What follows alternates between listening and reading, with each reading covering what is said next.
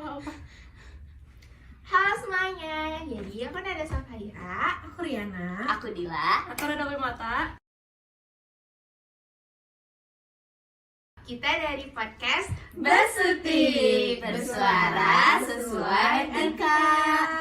Jadi, di podcast kali ini kita bakal bahas tentang contoh konkret tentang demokrasi di negara kita yang pastinya bakal relate banget sama kehidupan kita sehari-hari sebagai perempuan loh. Oke, jadi hari ini kita bakal bahas tentang salah satu perilaku demokrasi, yaitu menyuarakan hak asasi manusia atau HAM. Sebelumnya, kalian tahu nggak sih HAM itu apa? Jadi, perilaku demokrasi itu mencakup menyuarakan hak asasi manusia atau biasa kita sebut HAM.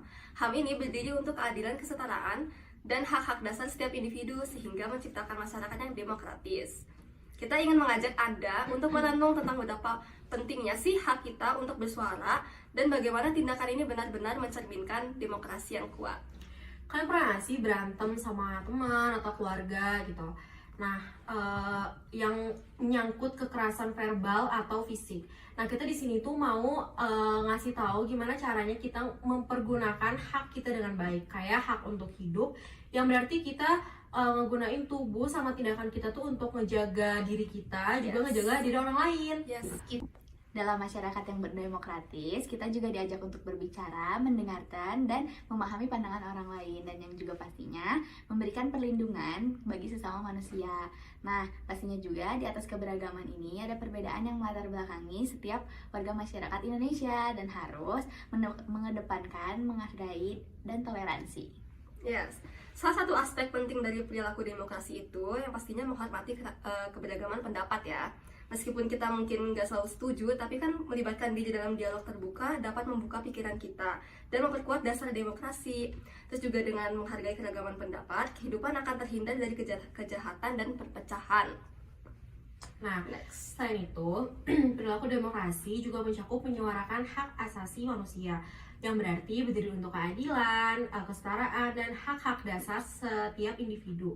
Nah, oleh karena itu kita tuh di sini bakal ngasih tahu atau menyuarakan pandangan kita sebagai cewek yang kadang direndahin sama cowok-cowok, atau kalau zaman sekarang tuh disebutnya patriarki gitu ya. Nah, tapi karena statement yang bilang perempuan tuh selalu lemah, kasus KDRT kekerasan itu tuh banyak banget dialami sama perempuan gitu ya. Nah, jadinya tuh ada pembedaan perlakuan terhadap perempuan.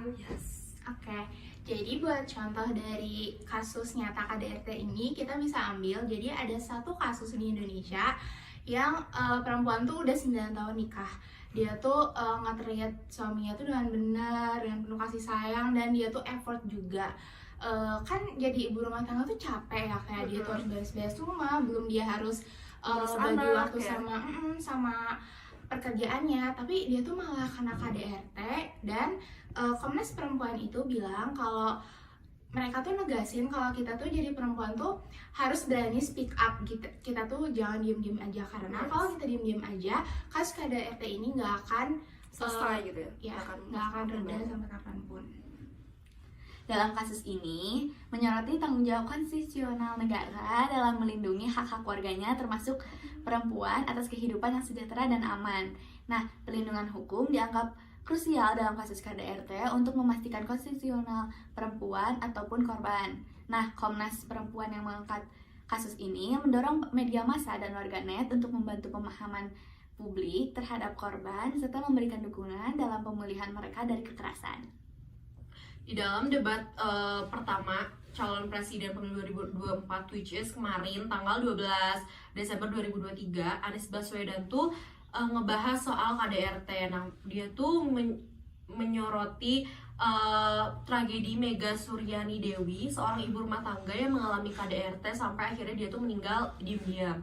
Nah, kasus ini tuh menggambarkan lemahnya perlindungan hukum, terutama untuk warga kalangan bawah. Kasus Mega itu tuh terjadi pada September 2023 ya, dimana dia tuh menjadi korban KDRT berulang yang berakhir tragis di tangan suaminya. Mega ini tinggal di rumah kontrakan di Bekasi ya guys, digorok oleh suaminya. Dan sebelum kematiannya, Mega membuat video di TikTok mengungkapkan ketakutannya akan kekerasan suaminya dengan menunjukkan lubang pintu kunci yang dirusak sama suaminya itu. Wow. Meskipun Mega melaporkan kekerasan suaminya ke polisi ya sebelum meninggal, kasus ini tuh tidak dapat diproses tepat waktu dan Mega menjadi korban pembunuhan yang kejam. Penemuan sayatan di leher dan luka lebam di seluruh tubuhnya itu menunjukkan kelemahan dalam penegakan perlindungan hukum terhadap korban KDRT. Kasus ini tuh menggarisbawahi urgensi perhatian lebih terhadap isu KDRT dalam masyarakat. Pasal-pasal yang berkaitan dengan hak asasi manusia, khususnya itu tentang KDRT, ada di pasal berapa aja nih guys? Nah, yang pertama ada pada Undang-Undang PKDRT pasal 44 ayat 1. Nah, terus ada juga di ayat 2, masih sama pasal 44 ayat 2 di Undang-Undang PKDRT. Terus ada juga di pasal 44 ayat 3 Undang-Undang PKDRT dan pasal 44 ayat 4 Undang-Undang PKDRT. Ya. Nah, untuk penjelasannya kita cantumin di sini. Pring!